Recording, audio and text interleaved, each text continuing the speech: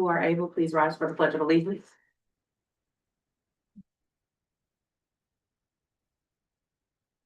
I pledge allegiance to the flag of the United States of America and to the republic for which it stands, one nation, under God, indivisible, with liberty and justice for all.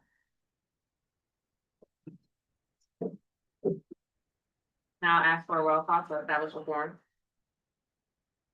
Vice President Cuneo. Here. Director Suda. Here. Director Beaver. Here. Director Sartorius. Here. Director Asner. Director Nelson. Here. President Lutz. Here.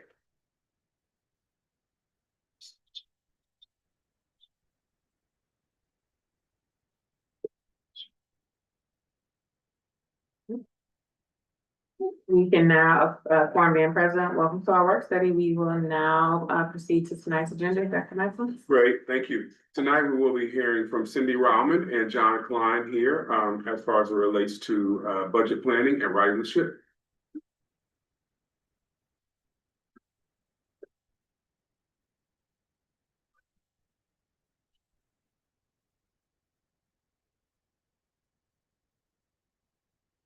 Good evening, President Meeks, Vice President Cuneo, Board of Education Directors, Superintendent Macklin, District Leadership, and community members. My name is Cindy Reilman. I am the Chief Financial Officer, and with me is John Klein. He is our Director of Finance. And tonight we will be sharing and reviewing some of our district financial information, as well as sharing Riding the Ship Year 2. So keeping in front of us is our purpose and our budget goals. Staffing continues to be a huge factor in the fiscal stability and responsibility of the district. We also continue to look at the Capital Projects Fund tax reallocation, which is the tax levy as it relates to our 10-year facility plan. And finally, we are continuing to evaluate our non-wage cost containment opportunities and strategies as well.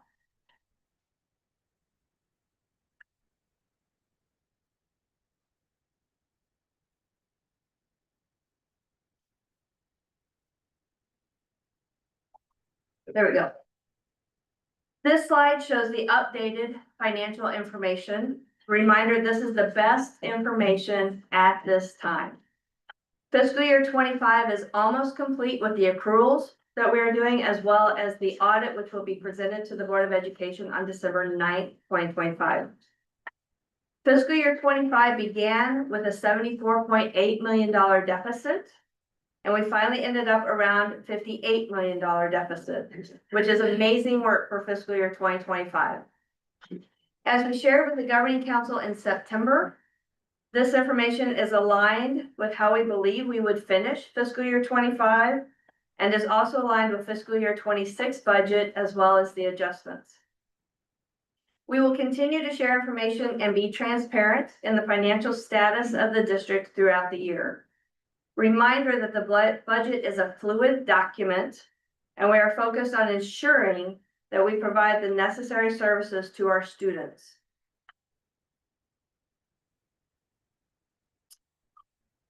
Past challenges for special school district definitely include our salaries.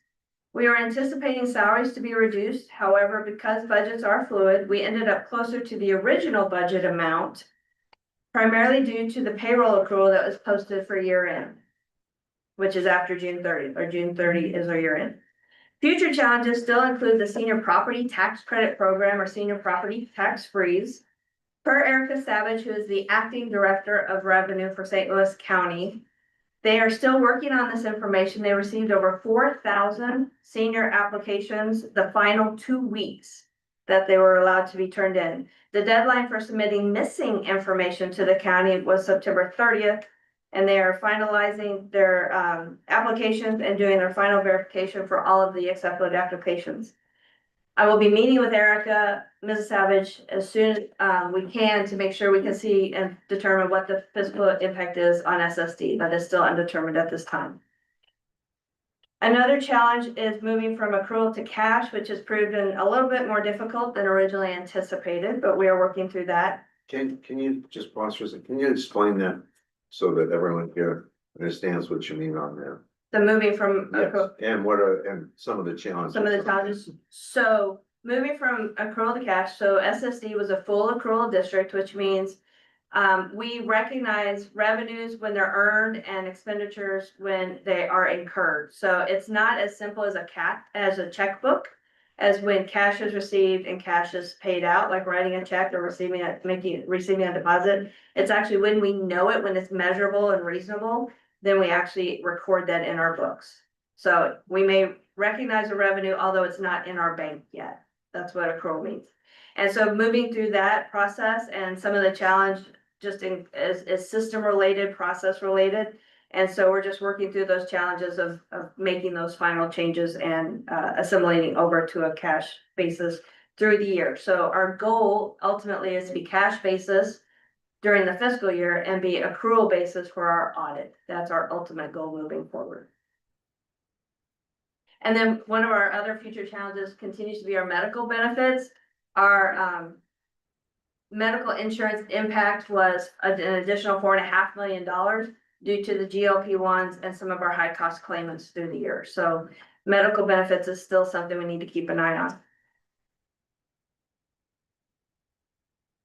This fund balance year over year comparison shows the fund balance trajectory of the previous path that we were on, as well as the projected path.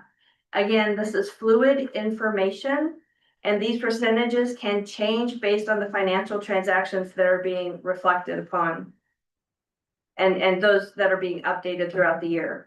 We will continue to carefully monitor the fund balance percentages and monitor our expenditures and tighten our budgets to ensure that we stay on track to meet the fund balance target between 30 and 35%.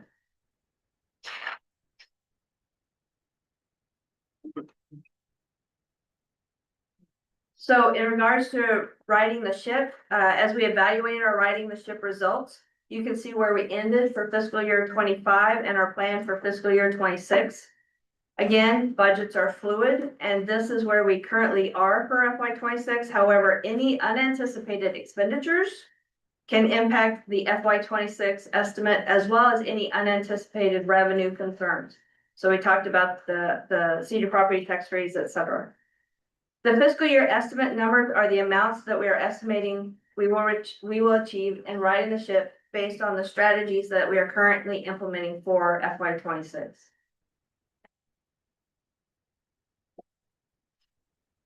And now I will turn it over to Director of Finance, John Klein. Thank you very much. Good evening. So I'm here to talk to you about our budget planning for the upcoming fiscal year, which is about to kick off here. So just kind of a high level calendar to kind of show you the events that are going to happen. So we're currently working on our budget manual, finishing that up. We're going to start some conversations with folks here about the budget process. And you can see going all the way to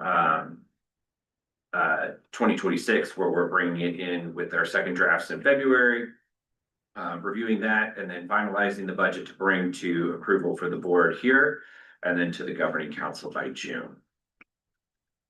So Cindy did talk a little bit about some of the challenges that are on the landscape with the senior property tax freeze, but that's not all of them. There's others out there that we're closely monitoring and paying attention to that has to do with the change in the funding formula that's being discussed out there.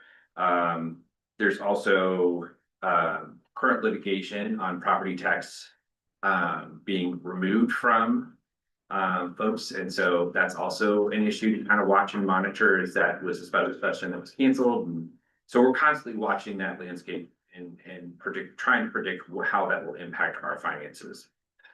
The budget planning manual is almost done. There's a few more tweaks that we have to make, and we'll be releasing that. That'll be a helpful guide for everyone who is responsible for a budget in the planning process, outlining kind of all the steps that we'll be taking.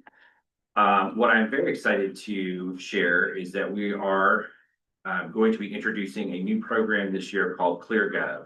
It first started off that local governments and government agencies were using it. It has morphed into public education, not just here in Missouri, but nationally. School districts are using this because it's a little bit more of a seamless project. It centralizes your data, it pulls it together, it's got a lot of collaboration tools in it so that there can be feedback in real time, discussions about budget information. What we really like about it is this dashboard that will also track, where we are in completion of our budget. So as budget submissions are coming in, we'll be able to see who's still outstanding so that if they need additional assistance in their planning efforts, that we can work with them. But it gives us real-time information of where the segments of the budget are with the different budget owners for our overall budget. What this also means is it's no more spreadsheets. So in the past, school districts have kind of gone like paper and pencil, they've gone into spreadsheets, and spreadsheets take a whole bunch of work because you have to combine all the different ones for all the different departments into one. Leaves a lot of room for human error and chances that maybe one or two might get missed. With this program, once we identify who the budget owners are, it tells us where they are, tells us who's got them, have they submitted them, making sure that the information that is being submitted is complete. So could you define what you mean by budget owners? I'm not sure I know what you're talking about. So that could be anywhere from, like for me, for our department as the director of finance, like I oversee our budget for our department. But then the chief's also responsible for overseeing all of the units that they're responsible for, so it kind of filters through. So it'll start like on my level and in lower, like in a manager, if there's not a director, who will put in what they think the budget needs to be. It'll go to their supervisor for approval and then go to the chiefs for review. And then finance is always reviewing it throughout the process. What this program also allows us to do is like supplemental materials that people might have. Maybe it's quotes, maybe it's invoices that they've got, or, you know, supporting information. They can attach it to their request. So it helps kind of reduce having to track down like some of those questions that you might have. Yes, ma'am. So will this data be stored on the server or is it iCloud based? Yeah, it's through the web, so I'm gonna go ahead and assume it's cloud-based. Doug's confirming it is cloud-based, so. So we will have this information.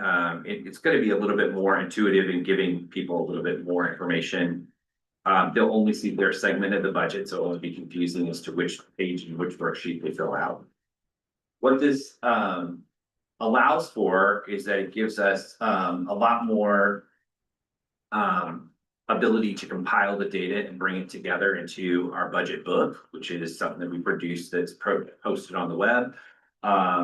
Again, it won't be all different kinds of format. It'll be one format, making it seamless and easy to understand. And what I mean by easy to understand, so we're trying to meet people at different levels. And so this allows it to be translated. It allows it to be visually appealing so that those that don't maybe understand spreadsheet language, but maybe understands visual a little bit better, it gives you kind of both avenues that you can approach. It also leads us to being able to apply for the ASBO Meritorious Budget Award, which is just a high caliber standard that we're trying to achieve in our budget information, not only just internally, but for our external stakeholders as well, the families and communities that we serve. The Meritorious Budget Award sets a level of standard for us to achieve, and through this program, we'll be able to meet those criteria and be able to go for that recognition. That's all about budget season. Any questions? Sorry, Yes, sir. make sure. Just to clarify, we're still gonna have lots of spreadsheets. They're just all gonna be in one place now. Is what I'm understanding. Like the format of what the spreadsheets would ask, yes, but will they have an actual spreadsheet? No, they'll log on to a program and it'll take them directly to their section, which would be typically what they would look at on their spreadsheet. It just won't be in a spreadsheet. There's, multiple different files. It's not multiple files, it's one. Yeah. Yes, sir. Fine, one program, all the spreadsheets together and talking to each other Yes, in the same place. yes. Any other questions? Yes, pardon me. Page 6, addressing staffing needs has been more challenging than anticipated. Can you give us a little more information there?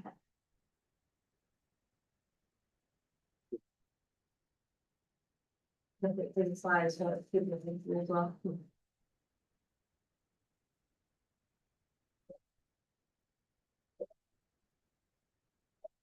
Well, before, Slide 6. It's Fund balance line. year-over-year changes, fund balance percentage, it says at the top. yeah, That's it.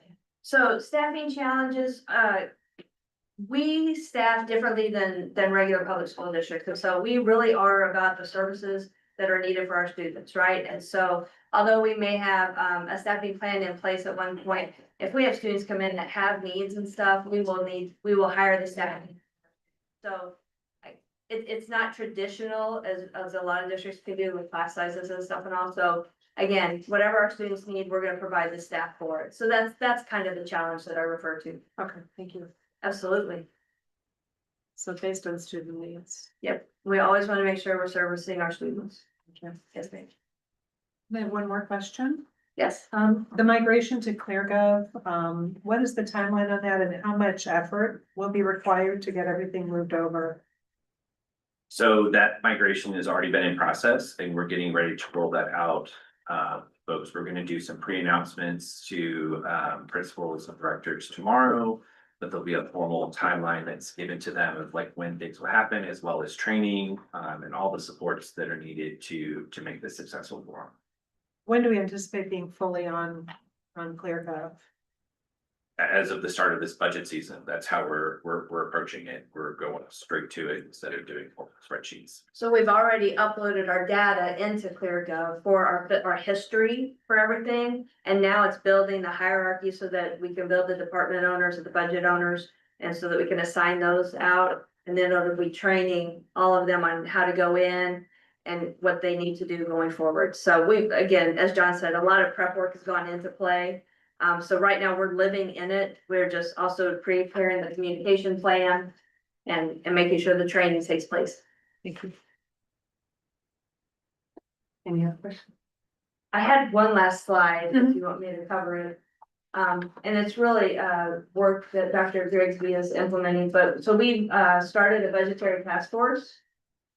And really it's allowing a group of stakeholders, both from SSD as well as our partner districts, to come together, meet quarterly. They're gonna reflect on our righting the ship work, as well as give us information and perspective from them, feedback from them.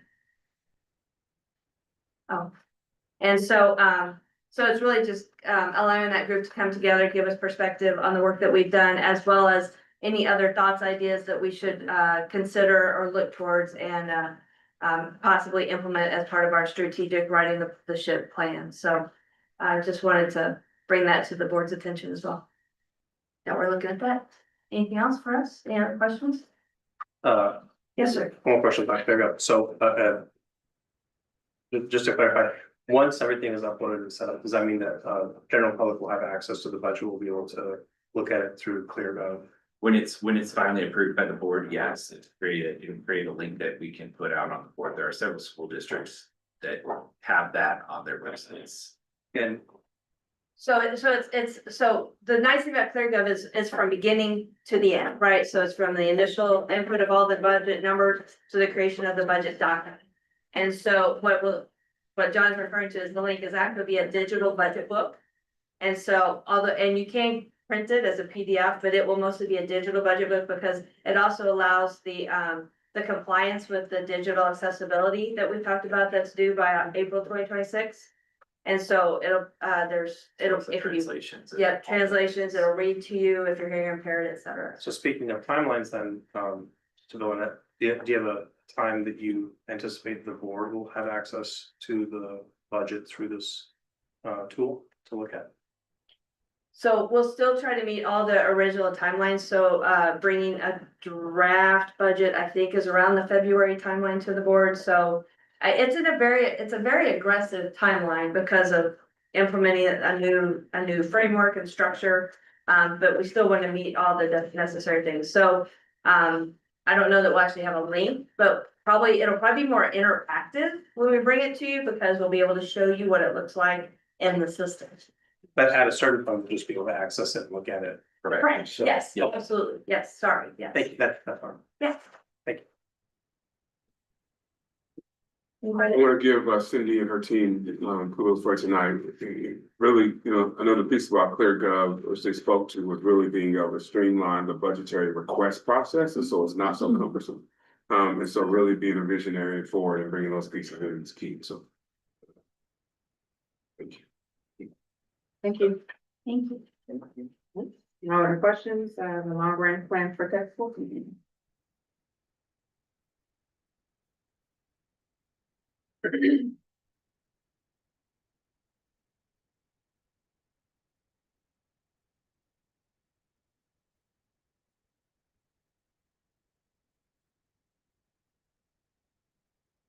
All right, good evening, President Meeks, Vice President Cuneo, Board of Directors, Dr. Macklin. I'm Kevin Ader. I'm the Chief of Career and Technical Education and Operations for the district. Joining me this evening are our principals from North Tech and South Tech, so Emmanuel Young and Dr. Jake Losey will be joining for the presentation. This is a seated presentation. Over the weekend, I played basketball with my son and unsuccessfully transitioned from a paved surface to an unpaved surface. So we said. So this presentation is really trying to cover the long-range direction for career and technical education that we're looking roughly about 5 years out. So we're looking at both present state and then looking towards the future. As a quick overview, we're going to talk about what the current state is for career and technical education, talk a little bit about what our vision is moving forward, and then talking really the big part of this is what are those strategies that we're going to deploy to achieve that vision. And then map out really what does that look like in a next steps format. So that's what this presentation will be covering this evening. So when we talk about current state, and you've seen this slide before with career and technical education as a part of special school district, there's really 3 legs to our stool. You have North Tech High School, South Tech High School, and then our adult education programming, and that is applied tech, LPN programming, and then our customized training program that's a part of STL training. That's our CNA and CMT program. So those are really all the pieces when we talk about career and technical education. For this evening, we're really focusing on programming at the high school level.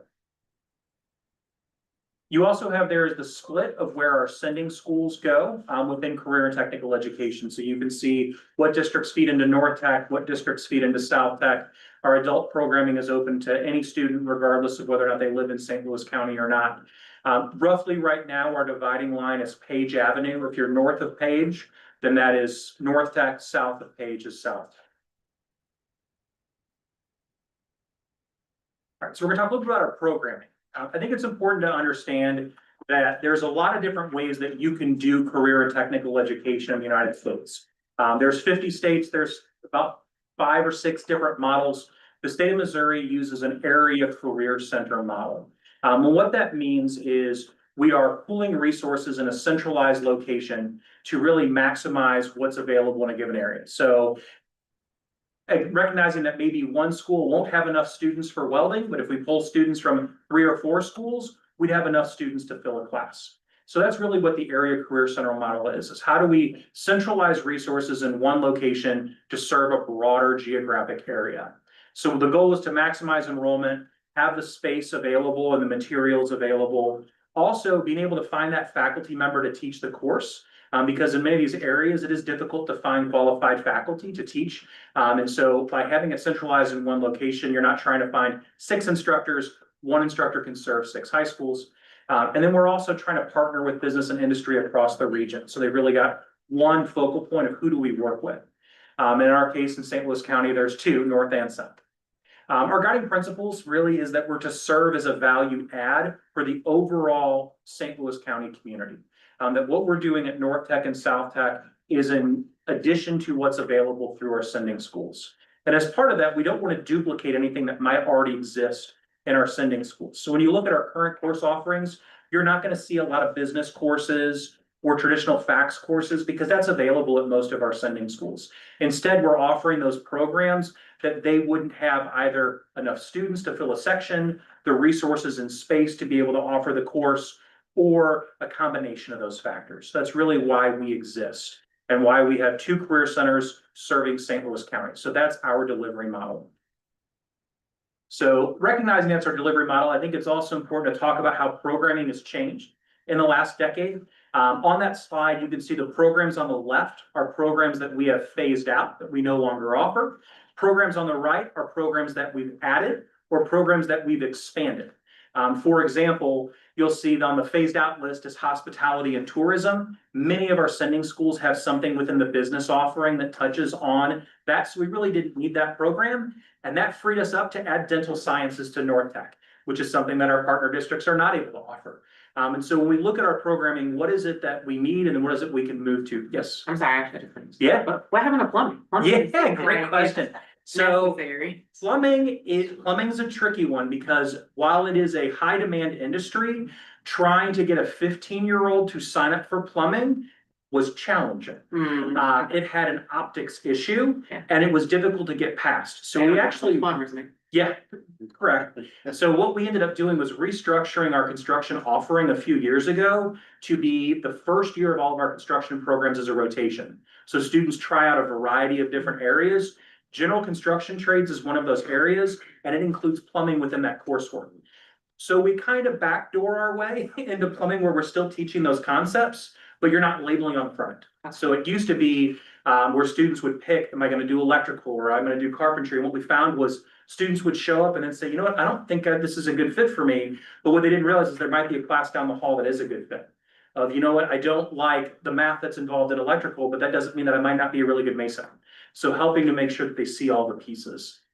So that was the challenge with Thank plumbing. you. Plumbing was really, it was the marketing standpoint of it. The mental image didn't help. I'm sure on the construction trades, those are not offered in architect. They're offered at both. Okay. Yeah, so the construction, yeah, it was expanded. It was expanded. So we added an additional section of general construction trades at South Tech. So in that column, you have things that we added or we expanded based off of demand. Right. These 5 pieces are also things that are a part of the DESE process for when you want to add a program. Are what are those limiting factors or those balancing pieces we have to think about when we think about adding or expanding a program at North Tech or South Tech? First and foremost is do you have the physical space to house it? For example, a program like diesel technology, if a room is available on the 2nd floor, I can't put diesel on the 2nd floor. It's got to have a certain amount of square footage. It's got to have ground level access. Another piece is industry need. We have some programs where there's a high level of student interest, but does the local community really need that many people going into this profession? Cosmetology is one of those programs where we could probably fill 4 or 5 sections of cosmetology at both schools. You'll see it in the data here in a little bit. But does the industry really need us graduating 180 cosmetologists a year? Probably not. There's not opportunity for that volume entering the industry. Student interest is another one that if we don't have students who want to pursue the pathway, then we really can't offer the course. Qualified faculty, and this becomes more and more challenging, especially in those high demand areas where we're competing against high industry wages. Most recently, when we hired an auto tech instructor, almost everyone we talked to was making $90,000 to $100,000 a year or more. And we're talking about transitioning to the teacher salary schedule. And so it's really finding those people who want to come into the world of education for the right reasons and that it fiscally makes sense for them. And then the last piece is startup costs. Some of the programs we offer are pretty expensive to get off the ground when you think about materials, equipment, and supplies. It's different than adding another section of a communication arts class or adding another section of a math course. This really requires a significant startup investment when we're talking about equipment, tools, supplies, those types of things. So it's important to think about that startup cost of, is this something that we're seeing as a long-term demand, or is this something that's a one-time blip? And maybe we should look at other ways to address this need.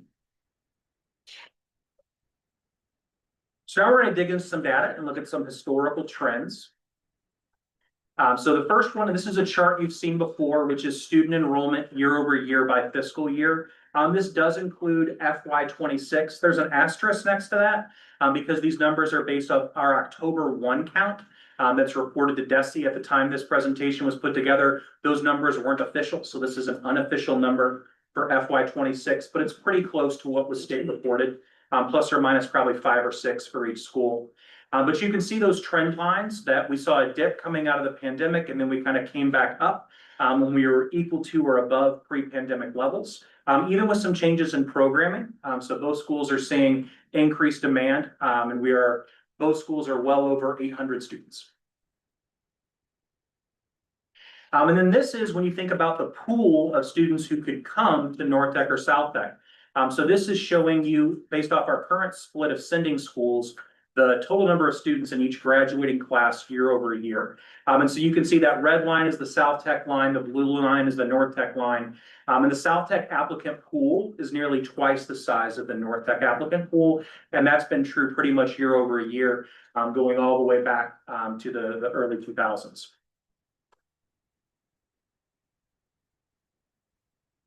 This gives you that representation a different way.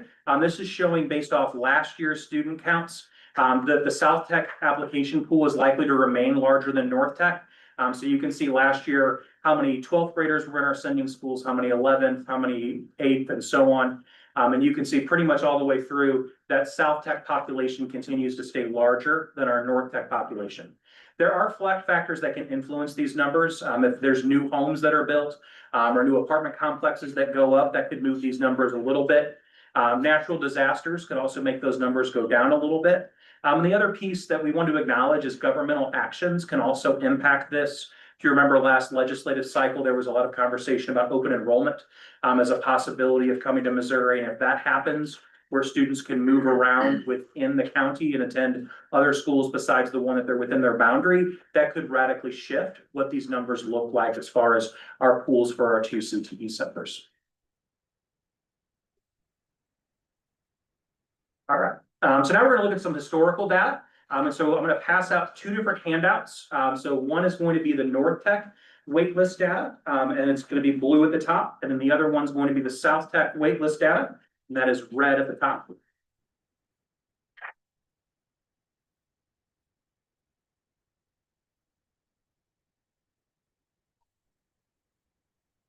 This would have been too busy to put in a slide.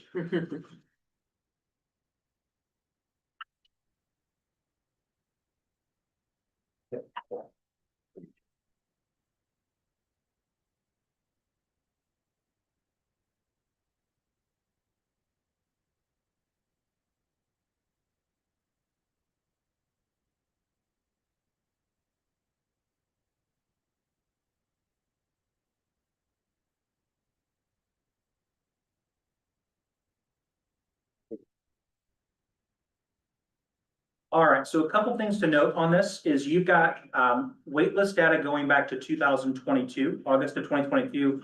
We excluded 2021 or before. That was COVID era data and just really not comparable to anything.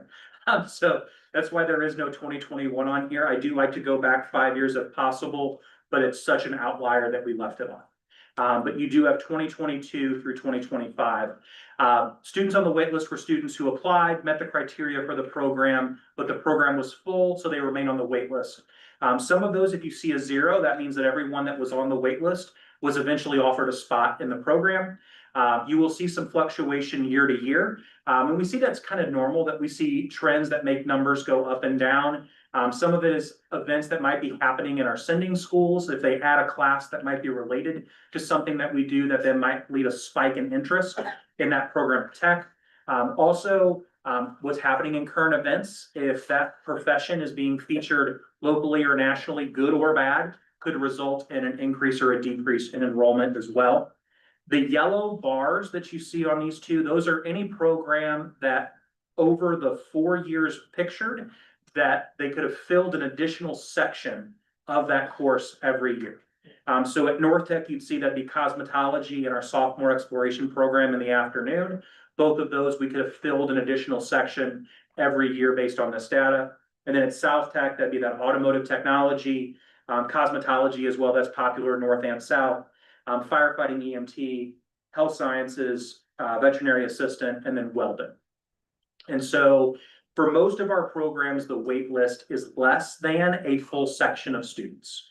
So it's not that we have enough student interest necessarily to duplicate a program. So then we might need to look at other ways to meet the need. But the ones that are highlighted in yellow, I want to call out in that earlier slide where we talked about where we had added programs or duplicated programs. This is the data we look at to help us determine, hey, is there a long-term trend that would justify us adding a section? Yes. Okay, so on page 12, this is our applicant pool. Mm-hmm. We've got our wait list. year. Mhm. But, I'm just wondering, what is the capacity for each South Yeah, Tech? so both North Tech and South Tech, if we're at full capacity, is around 900 to 915 students. So the capacity is the same even though there's a larger pool for North Tech? For South Tech, Oh, okay. that there's more potential, more students could, Oh, okay, I see. that there's more students applying for roughly the same amount of space. Yeah, that both buildings have roughly the same capacity. But North Tech is a little bit different in that it's got the sophomore exploration program, versus South Tech, which is all junior, senior programming.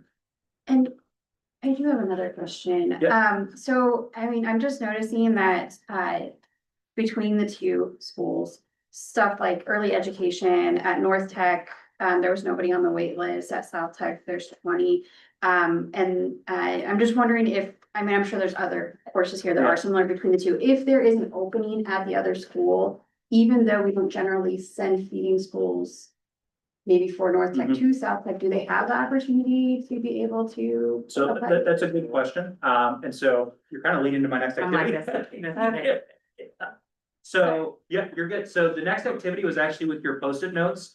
I was gonna ask you to write down any findings or takeaways and any questions or wonderings that you have from looking at the data. So to give you a little bit of a minute to look more at the charts, if you want to capture those on Post-its. So one side of the chart is findings or takeaways, and the other side is any questions or wonderings that you might have from looking at this data.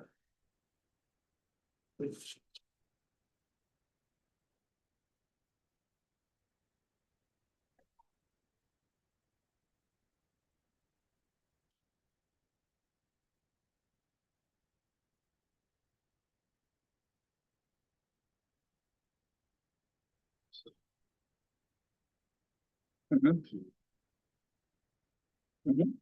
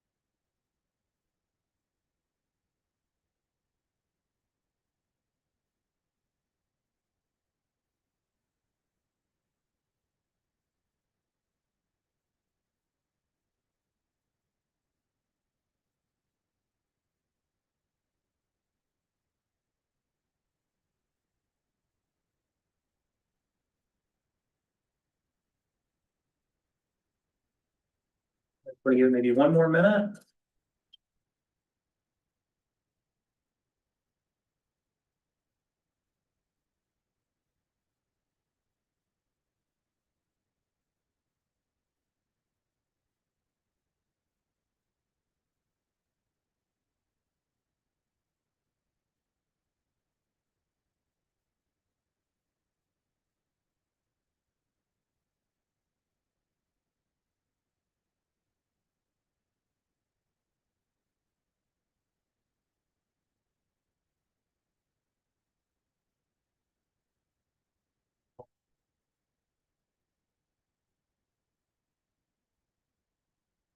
All right, so it looks like our questions and wonderings, outpopulated our findings and takeaways by a lot. Which is expected, because there's a lot within the data that can lead to questions and wonderings. So a couple findings and takeaways,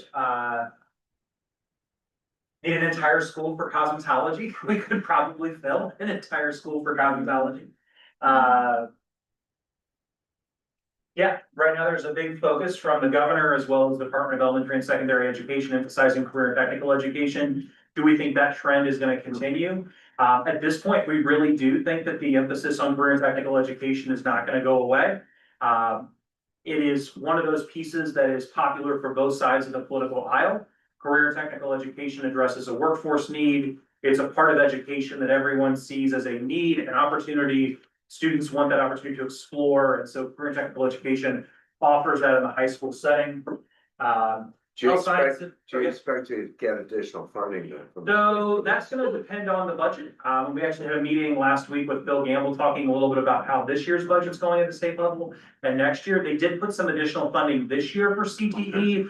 We're not as optimistic that the funding will be there next year. That there's just, the state's gonna have to make some difficult decisions. I don't want to sound, Yeah, I always feel like I'm sounding cynical. Does that mean the money will be, additional monies would be put into CTE and then taken out of the rest of the budget, or would it be added to CTE? it's Additional funds? it's moving around the mashed potatoes on the plate. That's right. The money has to come from somewhere else. And then, yeah, health sciences interest is growing fast, and that's one for us. We definitely saw a decline coming out of COVID where people were reluctant to go into healthcare. And then the pendulum has now swung back the other direction, where healthcare has become popular again. So some questions and wonderings. So how do we determine the pool of potential students? So that data is based on how many students are in our sending schools. So what you see in that, on that slide that had the pool, that was how many students were in the graduating class for that year from the sending schools. So that was of all the schools that go south, that's how many students were in that graduating class. For north, how many were in that graduating class. So that's how we get that pool number. Applied Tech, does it have a wait list? It does, but different. Because they do 4 intakes a year, instead of being on the wait list, we just put you in the next start. So we have an August start and a September start. So students that didn't get in August, that were on the wait list, started in September. For students who wanted to get in September, they're coming around, they'll be in the March start. So it's a little bit different. It's that it truly is a wait list of you will eventually get in once we get to your spot. Yeah, why isn't design entrepreneurship at North Tech and robotics? So we have some programs that are at one location as opposed to the other. Robotics at one point in time was at both locations. It struggled at North. It also is challenging hiring a teacher for that program. So that's been part of the barrier, but we have looked at that as a potential. The student interest hasn't been as much there because Project Lead the Way is something that exists in many of our sending schools. So students who want to do something on the robotics front, a lot of our sending schools do have something that exists in that space. Design entrepreneurship is a program. If you look at the waitlist data, it doesn't always have a waitlist. It's been an all right program, but it hasn't been a super full destination program. So it hasn't really gotten to the point where it says, hey, we can duplicate this. So what is the application process and waiting list process? And so students apply for programs. It is random drawing of who is accepted into the programs. So every student who applies has equal chance of getting in for the spaces that are available. And then those students are placed on a wait list that didn't get in, getting based off random number assignment. And then after that, anybody who applies is then based off of the time of their application. So if they applied in March versus they'll get in before somebody who applied in April, and so on. But we do our random number draw, that's in, January is when that happens. Yeah, question about the sophomore exploration program not being at South. Good question. It used to be at South and it phased out because of a lack of student interest. One of the big differences between North and South is just what exists in the sending schools. And so the sending schools north see a value add for the sophomore exploration program, where they don't have as robust CTE offerings in their high schools in some of the areas that we do. And so the sophomore program fills. When South had the sophomore exploration program, they really struggled to get students in. And so that phased out. Jake, what was that, 2008, 9? Actually, our last year was 2013.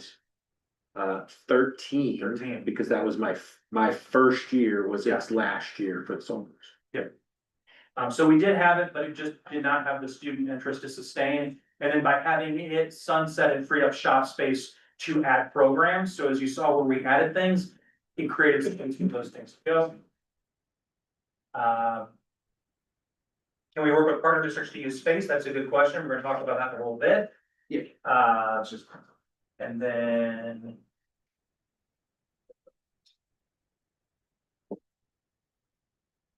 Yeah. Yeah, question about why is the South Tech pool so much larger than the North Tech pool? Our split has been pretty well consistent of what schools go north and south. And if you just look at population trends, the St. Louis County kind of developed like the hands of a clock. And so North County and South County started the bookends and you work your way west. And as a result, in the north, we have more owner occupied homes that don't have school age children. So as the school age child population goes down, while the population of the community stays flat, the school age population decreases. And so that's where we, at one point in time, that dividing line was pretty balanced, but now it's not so balanced just because of the school age children population. Yeah, Dr. Quinn? Do we might need to change that dividing line? That's something we're gonna talk about. Yeah, yeah. It's a good wonder because it'll be coming up here in a moment. So yeah, there was a question about what do you think about redistricting, which is one of those same lines.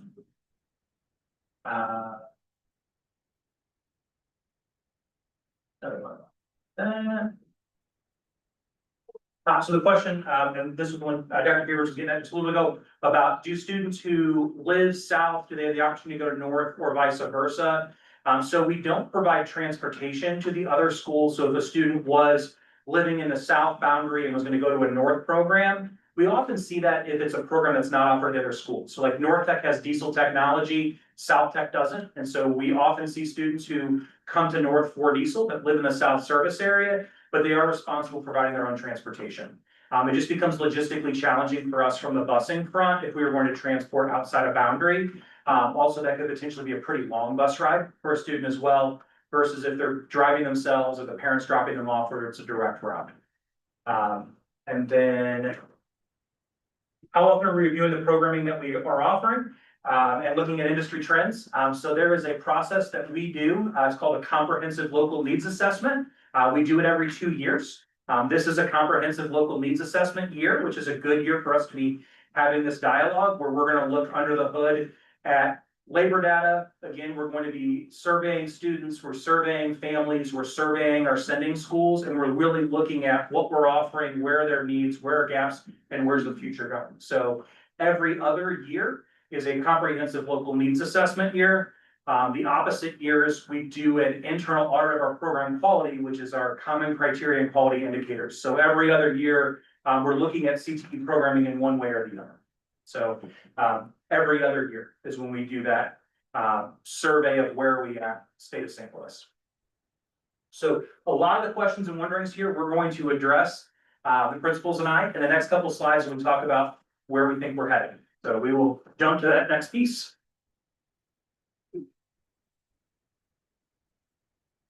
Awesome. Oops.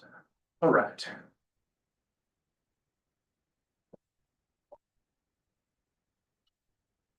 Going?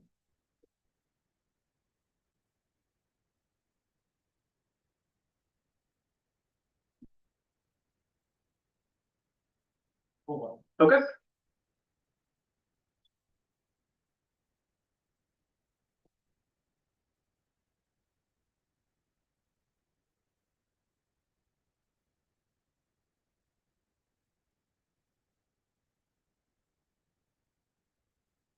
All right, so our long-range vision. So you can see there on the screen, our vision is to serve as many students as possible with the resources that we have available, recognizing the needs of industry. So that's really what our North Star is as we navigate this process. So knowing the needs of industry, knowing what student interest is, our goal is with the resources that we have to serve as many kids as we possibly can in career and technical education. Now, how do we get there? There's a variety of potential strategies to get there. And so we're going to talk about what those potential strategies look like. And then we're going to walk through what our plan is kind of year by year, where we'd be tapping in to some of these strategies. First one on the list is program capacities. And so that's how many students do we roster in a class. And so we have a little bit of flexibility there, some programs more than others. In some programs, we really have to factor safety in of how many students can safely work under the guidance of an instructor.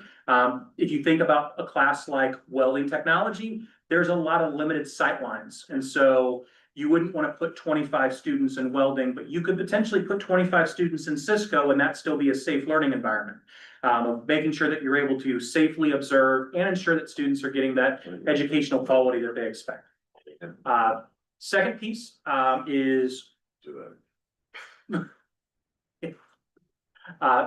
is realigning curriculum, and that we're thinking about on-ramps and off-ramps within our curriculum. And so how do we make programs be structured in a way that we could potentially roster students in different ways throughout the day? We also could potentially, as we've talked about, do we redistribute our sending schools? Do we look at what our divider line is? Do some schools that currently go south go north to balance that out a little bit? So that's something we take a look at. Also could expand sections or programs. So do you duplicate a program or do you add another section of a program? Those are all potential pieces there.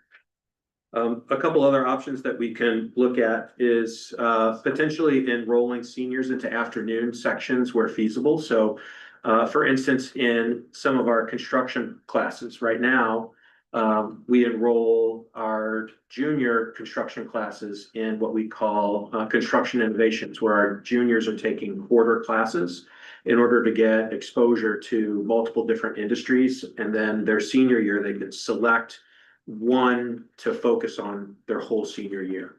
If we potentially have a one-year senior that potentially has some history in a construction program, whether they might have a relative that works in the industry and they've worked at a summer job, maybe they've taken all of the practical arts or wood classes at their home school, and they have some sort of history with safety or construction, then we can enroll them as a one-year senior in a program. And that's a way for us to boost enrollment and give some additional options to some students.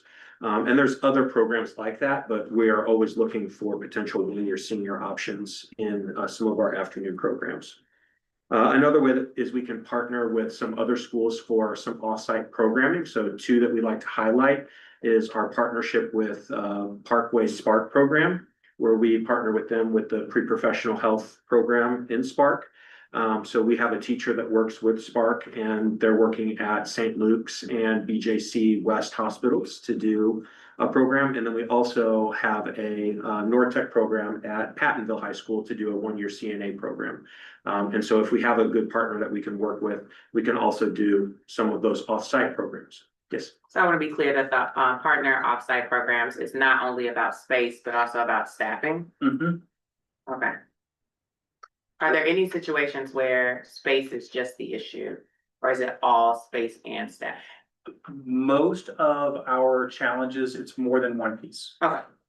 That's helpful to know. Thank you. On some of our programs with construction trades, if you complete our program, does any of that work towards your apprenticeship?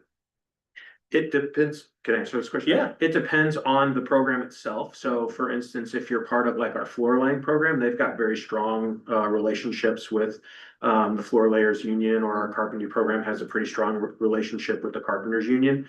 But we also have our electrical trades program has a lot of industry partners that will recognize students' abilities, certifications, credentialing, things like that. And so we obviously want our students to be part of our programs for as long as possible so that they can earn as many credentials and IRCs, industry recognized credentials, and other certifications as we possibly can. but we'll also take them for any amount of time that we can do. When we sell these programs, not sell these, but when we talk about these programs to high school, do we let them know that this could shorten like an apprenticeship, this could, do they get this if they go on? Yeah, so we highlight all those Restaurant pieces, selling. yeah, all those pieces where they're applicable, we do. And in some cases, it might not shorten the apprenticeship, but what it does mean is when they get hired, they might come in at the wage of a term 2 or a term 3 apprentice. It would still require the same number of clock hours, but they would still come in at a higher wage. And so we do talk about all of those pieces as a part of the promotional process for promoting what we do at North and South. The Spark program, when you said BJC and St. Luke's, they're using clinical staff to help teach the students. There's partnership with both of those hospitals, yes, to do shadowing. Okay, okay, so is it more, so it's mostly shadowing that they're, It is mostly shadowing, yes. So continuing on with some other ideas that we're exploring. So more rotation-based programming. You heard about our construction innovation program, which exposes students to multiple different facets of construction. So they get a little bit of electrical, a little bit of general construction, a little bit of carpentry. And in North Tech, we have welding inside that. One of the reasons why is because we have students that come in and maybe they have a strong interest in one area, or maybe they're wedged between two. By exploring the different rotations, they can make a more informed decision for their senior year. So we're looking for where else we can apply that model. At South Tech, they have an auto cluster career exploration program, and we're looking to potentially implement that at North Tech, or at least exploring the idea.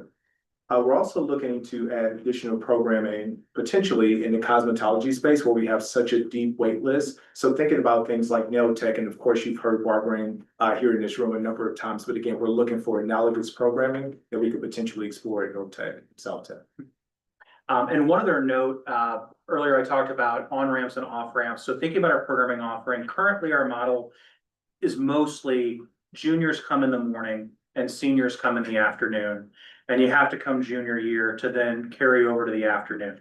And so when we talk about moving to one-year programs, is there a place where you can have two connected programs where you could come for both years, or you could come for 1 year and still be in a position where you're prepared for entry-level employment or post-secondary education in that area? One example, take a program like precision machining. We do manual machining, and then we also do CNC machining, which is computer-based.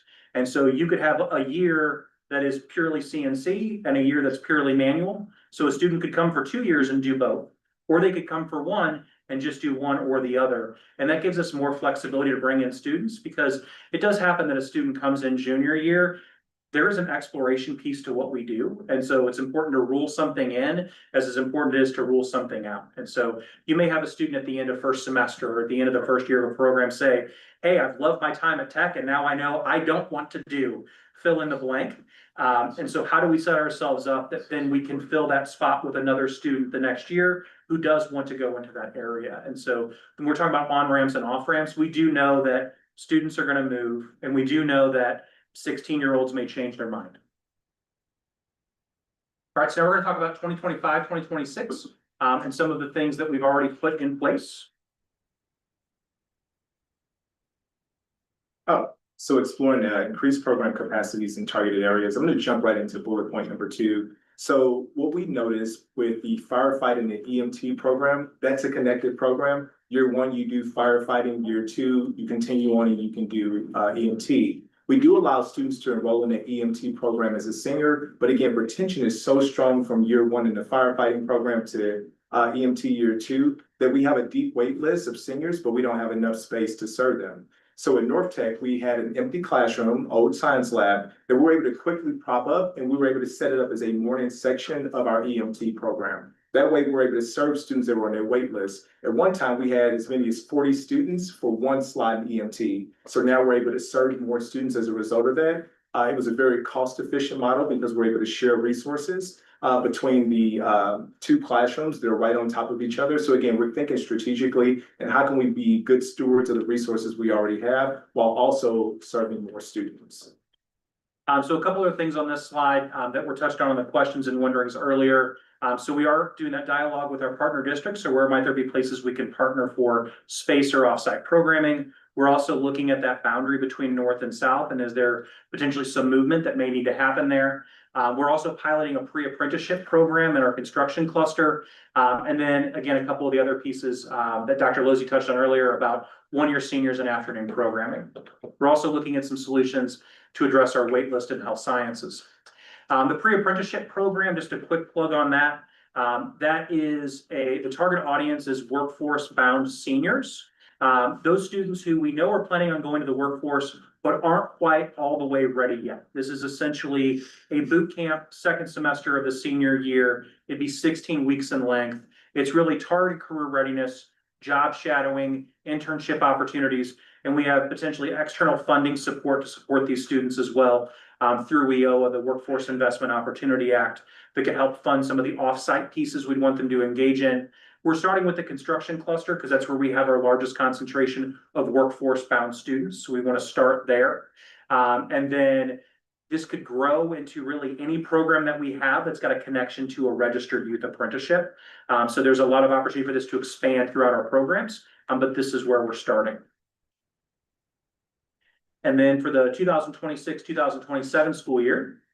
So one of the suggestions that Kevin brought up, Mr. Ander brought up a few minutes ago, was the concept of having two connected one-year courses. And so this concept, again, is about having on-ramps and off-ramps for students in order to not only allow students to kind of jump in and try a particular program, but also if we have multiple options of these one-year courses, they could potentially move in from, like, let's say, graphic design to design and entrepreneurship. So it would allow them to potentially shift their focus at some point. You could also have a student sign up for the morning program or the afternoon, and you could have a junior in one section or a junior in the other section, a senior in one section and a senior in the other section. So what this allows us to do is it allows us to take potential open seats that we may not have filled with retention and fill that with a senior, just allowing more options and to pull students off of that wait list. Because as you saw, some of our programs have nice wait lists, and if we're pulling 1, 2, 3, 4, 5 students off that wait list, that adds up to larger numbers later. And so oftentimes it's about how can we dwindle those numbers little pieces at a time without starting a whole new program or starting whole new sections. We can do that a little bit at a time. And then the other thing that we can do is we can always review capacities. So for instance, our heavy shops, again, we want to worry about safety. We want to make sure that our students are supervised. We want to make sure that our instructors have line of sight. We want to make sure that supervision is not a problem. And so our heavier shops, we want to make sure that that student to teacher ratio is manageable and safe. But we also have programs like web and computer programming, Cisco networking, graphic design, pharmacy sciences, where we can go higher than the 15, 16 students in those programs, then we can again pull 1, 2, 3 students more off of those wait lists in order to just maximize the number of kids that we can put in these programs. Because anytime we can pull 1 or 2 more students off, that's 1 or 2 more students off that wait list. And again, maximizing the number of kids we can pull into the building. And for 26-27 and those one-year connected programs, we're looking at piloting that with graphic design and design and entrepreneurship. That's part of the curriculum revision cycle for this year, so that can be deployed in 26-27. So all this stuff, as we go through the curriculum revision cycle, is where we're looking at layering that in.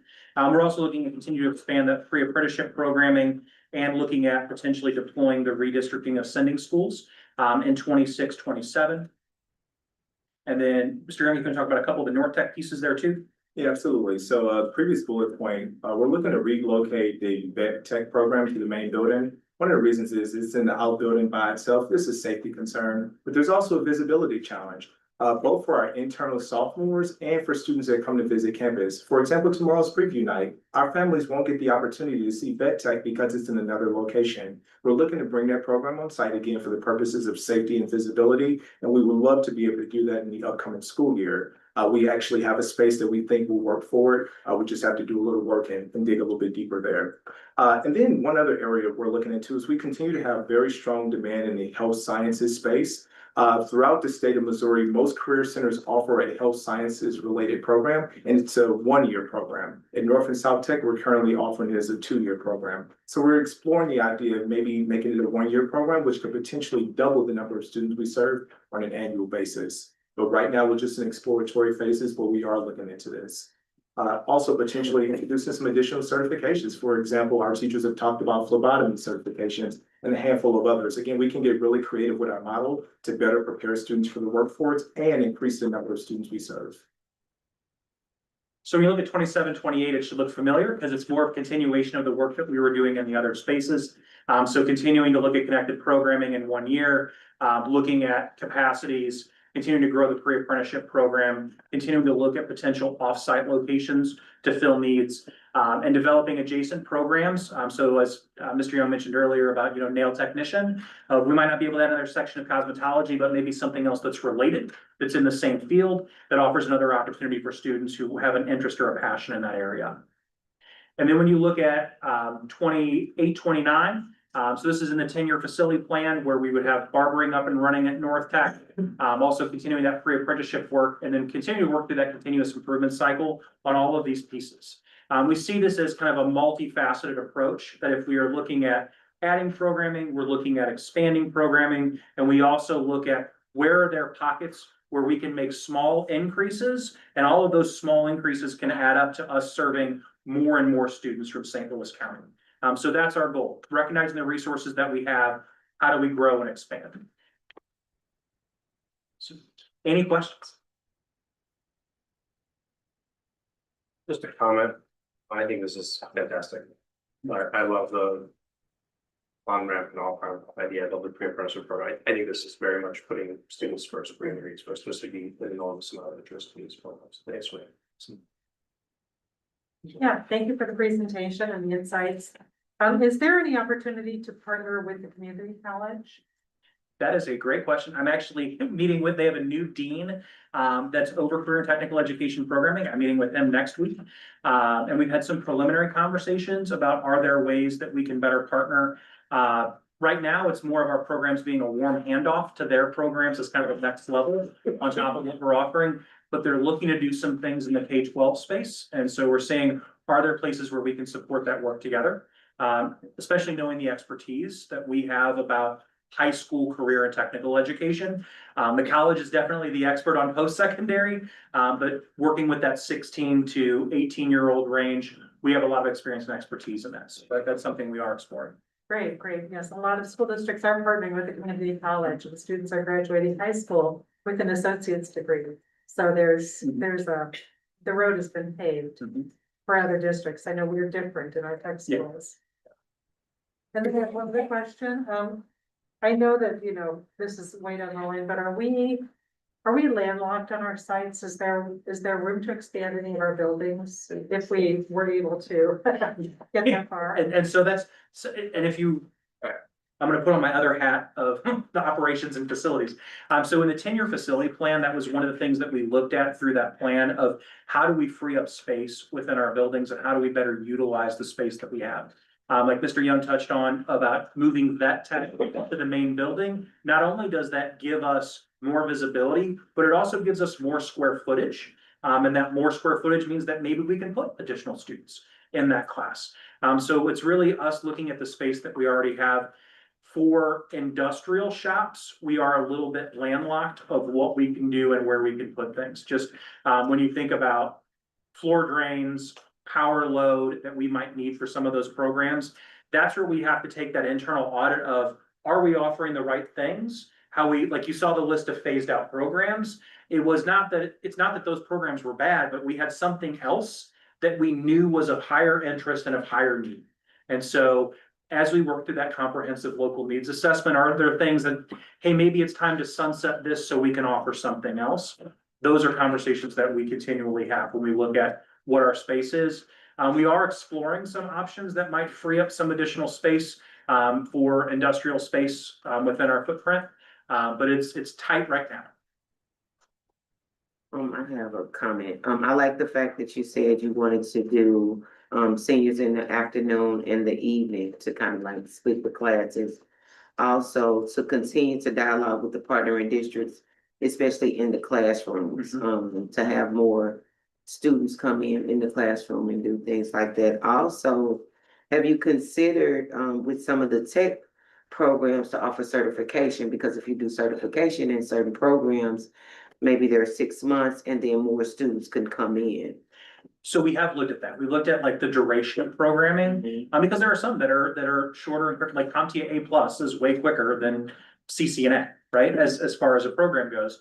And so we have looked at when we talked about kind of on ramps and off ramps, it's also how does certification layer in of how much time do we really need to do this? And that's where EMT was one that was kind of that perfect fit of, we can do this in 1 year.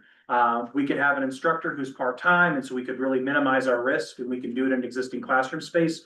And it was really guided around that certification of how long does it take to get that certification? So that is something that's part of our calculus. Okay, and then also, the fact with North Tech being, a cosmetology and a barbering, community, I'm also a licensed cosmetology for over 25 years.